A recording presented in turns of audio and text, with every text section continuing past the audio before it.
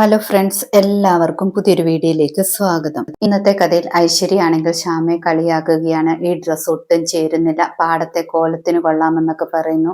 ഐശ്വര്യ ആണെങ്കിൽ വീണ്ടും വീണ്ടും കളിയാക്കുകയാണ്. മഹാവൃത്തികേടാണെന്നൊക്കെ പറയുന്നു. ആ സമയത്ത് ശ്യാമ പറയാണ്, ഈ ഡ്രസ്സ് എനിക്ക് നന്നായിട്ടുണ്ടെന്നറിയാം, അതുകൊണ്ടാണ് ഐശ്വര്യ ഏട്ടത്തി ഇങ്ങനെയൊക്കെ പറയുന്നത്.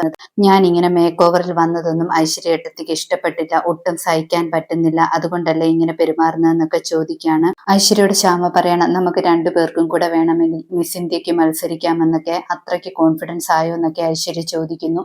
ശ്യാമ അപ്പോൾ പറയണം, എനിക്ക് അത്രയ്ക്ക് കോൺഫിഡൻസ് ആയെന്നൊക്കെ. ഐശ്വര്യ ദേഷ്യം പിടിപ്പിക്കാൻ വേണ്ടി ശ്യാമ ഓരോ പോസിലും നിന്ന് കൊടുക്കുന്നുണ്ട്. ഈ ഡ്രസ്സിനെ കുറിച്ച് എന്തെങ്കിലും തീരുമാനമെടുക്കുന്നത് ഐശ്വര്യേട്ടത്തിയുടെ വാക്ക് കേട്ടിട്ടല്ല, അഖിൽ സാറിന്റെ വാക്ക് കേട്ടിട്ടാണെന്ന് ശ്യാമ പറയുന്നു.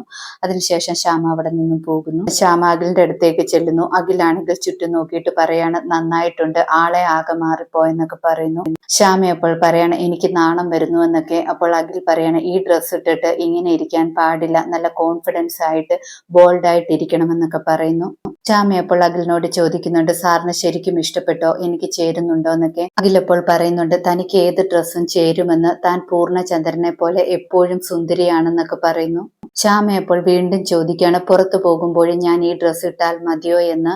അഖിലപ്പോൾ പറയാണ്, അമേരിക്കയിൽ പോയാൽ നമുക്ക് ഇവിടുത്തെ പാടത്തെ കാറ്റും തണുപ്പും ഒന്നും കിട്ടത്തില്ല, അതുപോലെ തിരിച്ചിവിടെ വന്നാൽ അമേരിക്കയിലെ സ്റ്റൈലും ഉണ്ടാകില്ല എന്ന് പറയുന്നു. ശ്യാമ അപ്പോൾ പറയണം, എനിക്കിപ്പോ കാര്യം മനസ്സിലായി, ഞാൻ ധരിച്ചുകൊണ്ടിരിക്കുന്ന ഡ്രസ്സിൽ തന്നെയാണ് സാറിന് എപ്പോഴും ഇഷ്ടമല്ലെന്നൊക്കെ ചോദിക്കുന്നു. അഖിലപ്പോൾ പറയണം, തനിക്ക് സൗണ്ട് കിട്ടിയെന്ന് അറിഞ്ഞപ്പോൾ ഞാൻ തനിക്ക് വേണ്ടി ഒരു സമ്മാനം വാങ്ങിയിരുന്നു, ഒരു പട്ടുസാരി എന്ന് പറയുന്നു.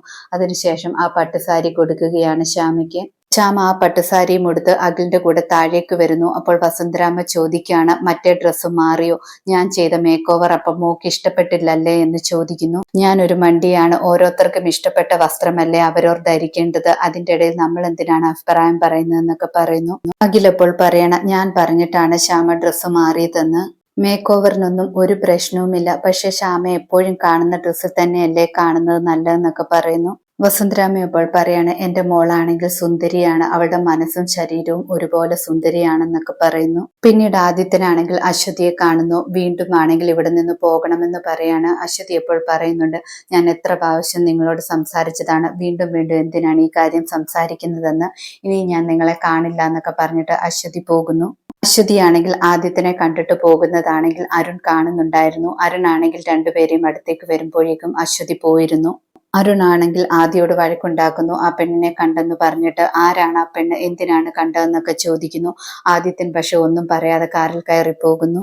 അശ്വതിയാണെങ്കിൽ ശ്യാമയെ വിളിച്ചിട്ട് പറയുന്നുണ്ട്, ഞാൻ ഈ നാട്ടിൽ നിന്നും പോവുകയാണെന്ന്. ശ്യാമ അപ്പോൾ പറയുന്നുണ്ട്, അങ്ങനെയുള്ള തീരുമാനമൊന്നും എടുക്കല്ല, അങ്ങനെ ചേച്ചി പോയാലും എല്ലാ പ്രശ്നമൊന്നും തീരത്തില്ല, എവിടെ പോയി ഒളിക്കുമെന്നൊക്കെ ചോദിക്കുകയാണ്.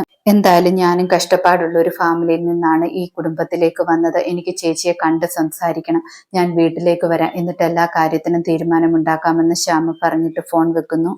പിന്നീട് അരുൺ ആനന്ദ നിലയത്തിലേക്ക് വന്നതിന് ശേഷം അമ്മയോടാണെങ്കിൽ പരാതി പറയുകയാണ്. ആദിത്യനാണെങ്കിൽ ഇന്നും ആ പെണ്ണിനെ കണ്ടെന്ന് പറയുന്നു. അമ്മയുടെ മുന്നിൽ വെച്ച് എനിക്ക് വാക്ക് തന്നതല്ലേ കാണില്ലാന്ന്, പക്ഷെ ഇന്നും ചേട്ടൻ കണ്ടെന്നൊക്കെ പറയാണ്. വസുന്ധരാമ്മ അപ്പോൾ പറയുന്നുണ്ട്, അത് നീ കാര്യമാക്കണ്ട, അത് വിട്ടേക്കാനെന്നൊക്കെ. പക്ഷെ അരുൺ അത് കേൾക്കാൻ തയ്യാറാകുന്നില്ല.